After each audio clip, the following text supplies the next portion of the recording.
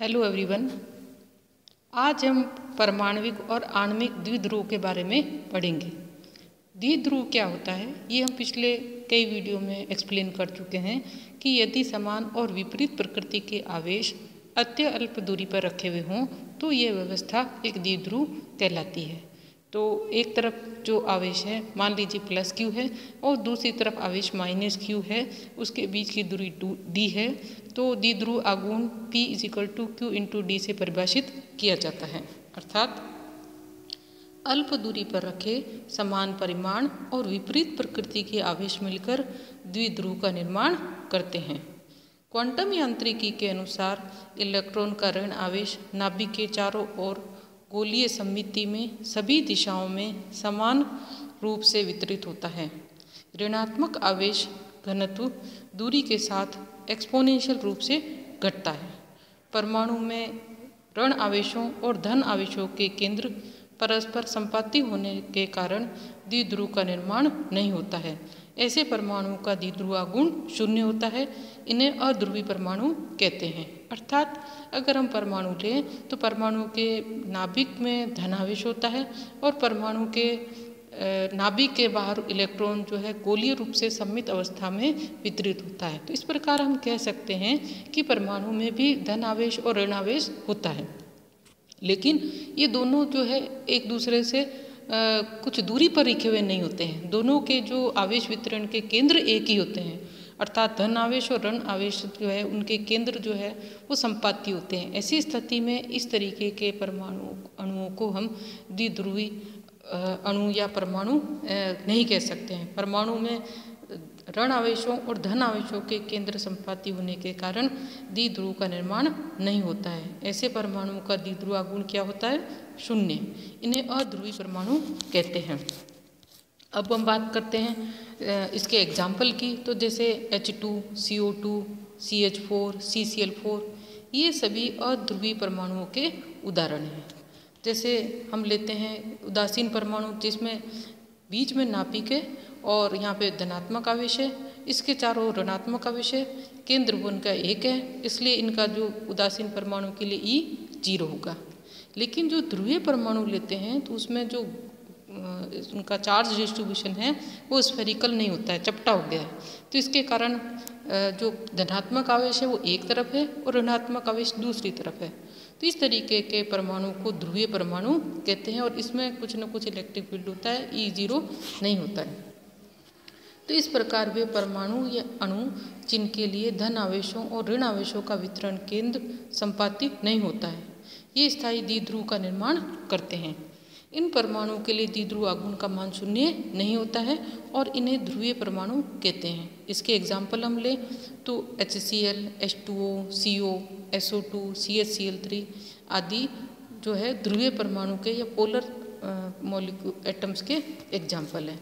इसको हम इस डायग्राम से देखें तो जैसे H2 है तो H2 जो है वो अध्रुवीय है, दोनों तरफ पॉजिटिव चार्ज है, सममित आवेश वितरण होता है और ये अध्रुवीय है।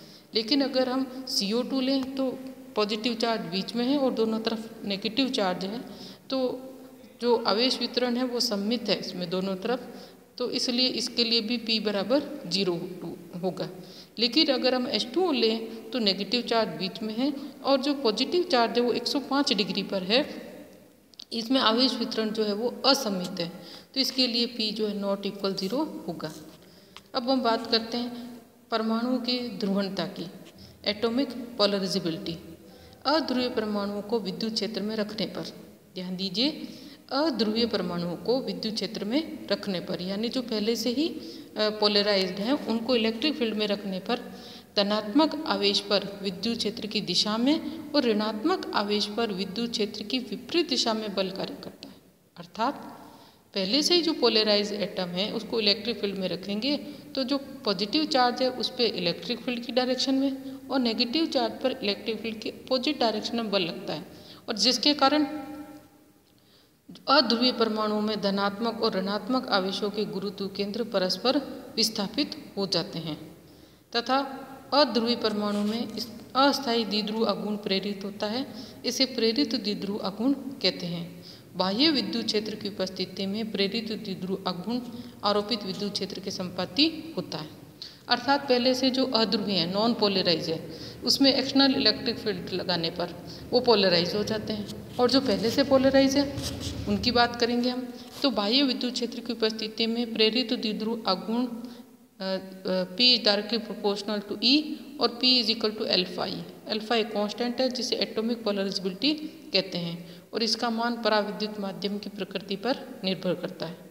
एटॉमिक पोलराइजेबिलिटी फॉर हाइड्रोजन है। अब हाइड्रोजन एटम की बात करते हैं। पहले तो अध्रुवीय है, हाइड्रोजन परमाणु अध्रुवीय परमाणु होता है, द्विध्रुव आघूर्ण शून्य होता है। विद्युत क्षेत्र की उपस्थिति में जो इलेक्ट्रॉन है और जो नाभिक है उनके गुरुत्व केंद्र विस्थापित हो जाते हैं।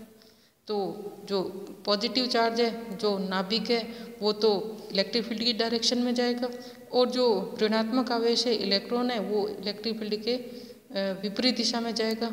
यदि धनात्मक और ऋणात्मक आवेशों के बीच की दूरी d है तो हाइड्रोजन परमाणु में प्रेरित द्विध्रुव आघूर्ण P जो है वो ED होगा।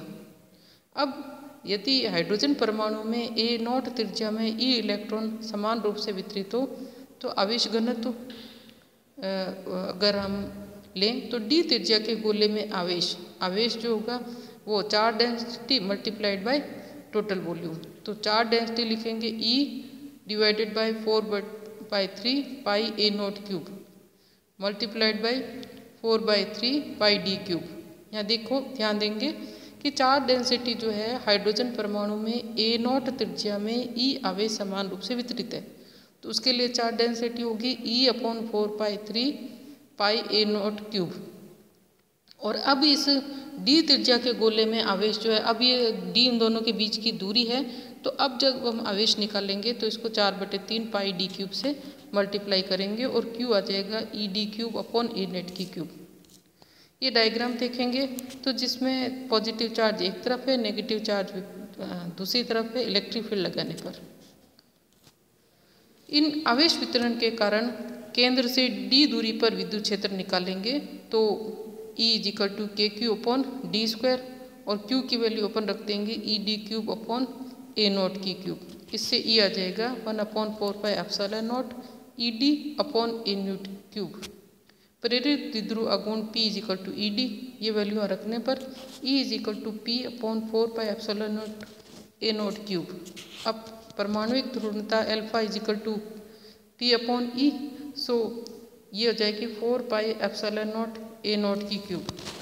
अतः हाइड्रोजन परमाणु के लिए परमाणुविक ध्रुवता बोर त्रिज्या A0 की तीसरी घात के समानुपाती होती है।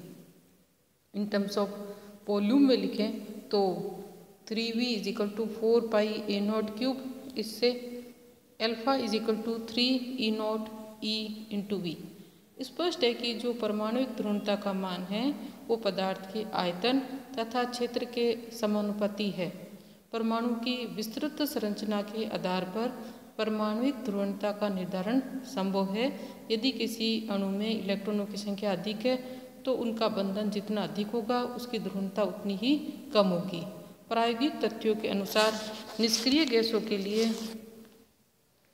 परमाणुविक ध्रुवता का मान अन्य गैसों की तुलना में